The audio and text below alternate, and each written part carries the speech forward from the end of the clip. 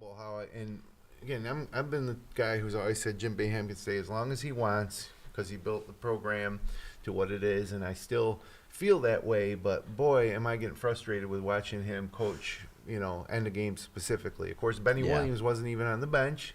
You never know why, personal reasons. Right, of course. We can speculate. A lot of people start saying, well, he's going to transfer, and enter the transfer portal and things like that when they see something like this. But to me, watching that game down the stretch, we put the press on. We outscore them and get back within one possession. And then the press comes off, and then we lose the game.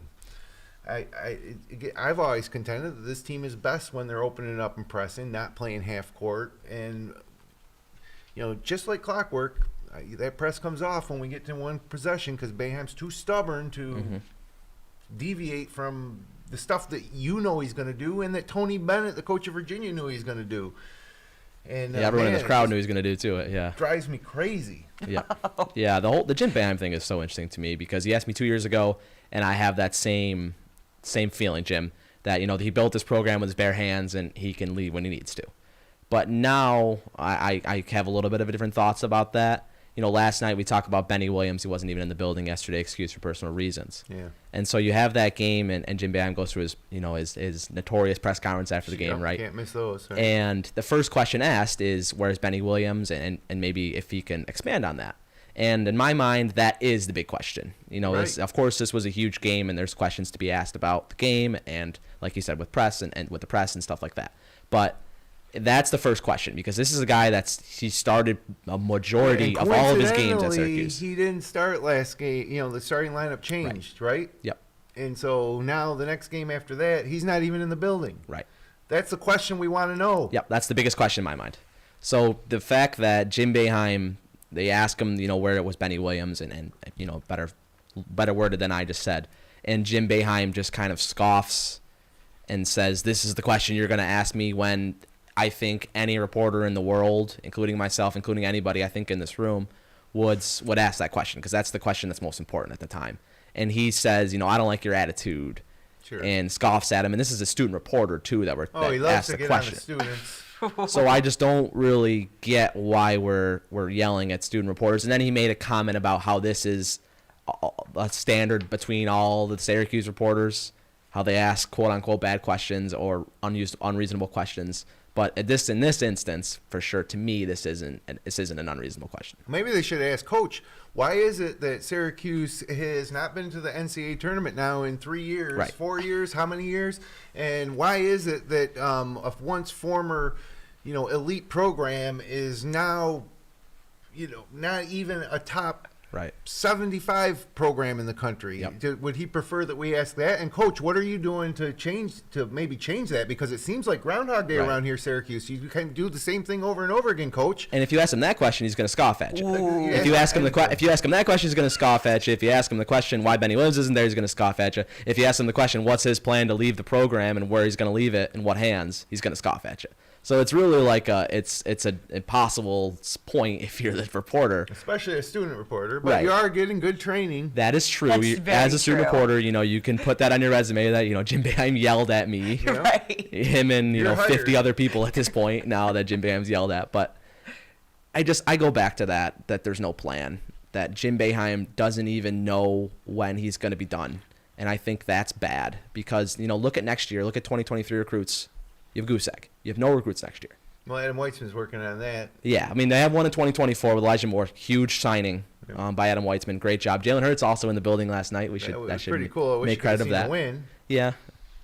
So that's pretty cool. But the day after the NFC Championship game where he punches his ticket to the Super Bowl, he's in the Carrier Dome watching. So that's a good recruiting thing. And, thank goodness for Adam Weitzman doing this stuff. We saw Stephon Diggs and Josh Allen in the Dome a few weeks ago. A boogie, yep. Yeah, that's big, but when are we going to win games? Right.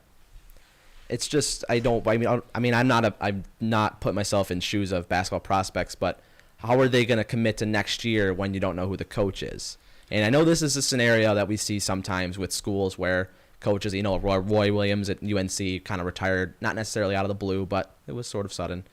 But I made fun of Coach K and Duke endlessly, about how Coach K went on his retirement tour and he accepted all these presents and all that stuff and all this shine for a year. But at least there was a plan, right? At least there was, we're going to give the program with the John Shire after this season. I'm going to do my retirement tour. But there was a plan set in place of where this program's going to be in 365 days. Well, I think the plan is that Boeheim's not going anywhere. Right. So that's what the plan, too, but, right. Just make it clear. Look. But he hasn't said that. I mean, we've been able to allude that he's going to be the coach next year. But if you ask him that question, he doesn't answer it. And we're sick of losing up here. Sick of losing. Can take 1 or 2 years, with so many consecutive 20-win seasons, consecutive NCAA tournament appearances, the Final Fours, all that. That's great.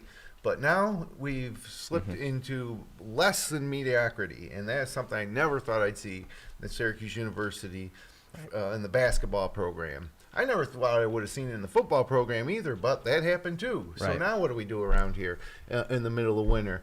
We watch a losing basketball program. We don't even get to participate in March Madness anymore. I mean, the worst Syracuse teams would still be a 10 or 12 seed in the NCAA tournament back 10 years ago, 20 years ago. Now we're just not even on the bubble ever. And how can we come so close to beating the number 7 team in the country and not even be on the bubble? It's just Groundhog Day over and over again. Coming down the stretch, he pulled that press off. I'm like, we're going to lose this game. There's no doubt.